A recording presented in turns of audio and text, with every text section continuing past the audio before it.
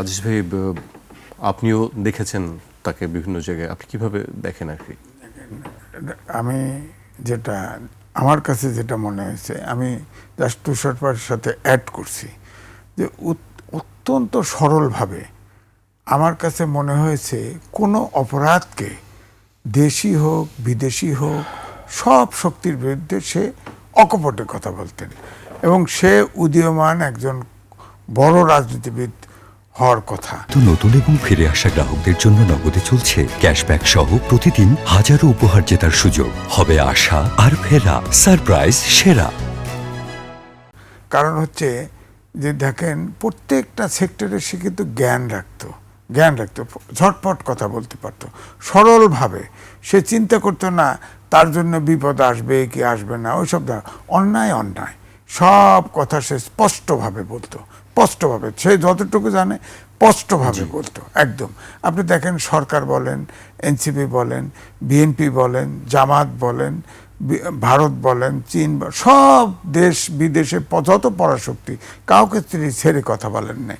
আমরা কিছু হিসাব কথা বললেও সে কিন্তু ছেড়ে, যেটা দেশে অর্থাৎ আমার কাছে যেটা মনে হয়েছে একজন তরুণ রাজনীতিবিদ হিসেবে তার 100% দেশপ্রেমিক ছিল, যেটা দরকার, এবং 100% সৎ ছিল।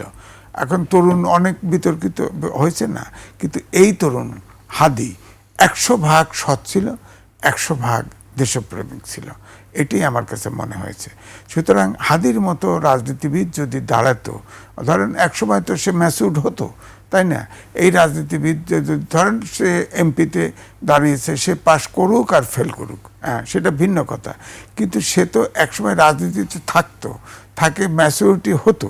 এই ধরনের লিডারশিপ দেশ পেলেই, আমি যেটা আগেও বলেছি, দুর্নীতি মুক্ত এবং দেশপ্রেমিক রাজনীতি অর্থাৎ রাজনৈতিক চর্চা যদি আমরা দেশে করতে পারি তাহলেই সম্ভব ছিল। এখন ধরেন হাদিকে যে নিষ্ঠুরভাবে গুলি বর্ষণ করলো, যেটা তুষারভাই বলেছে, এর আগে কিন্তু দেখেন একটা দলের সাধারণ সম্পাদক পরিষ্কার বলেছে যে 50টা প্রার্থীর টার্গেট কিলিং হতে পারে, তার কাছে তথ্য আছে। আমরা তো জানি না এখনো সেই তথ্যটা সরকার সংগ্রহ করেছে কিনা, সেটা আদৌ আমলে নিয়েছে কিনা। যদি আমলে নিত তাহলে তো হাদি এই গুলি খাওয়ার কথা না।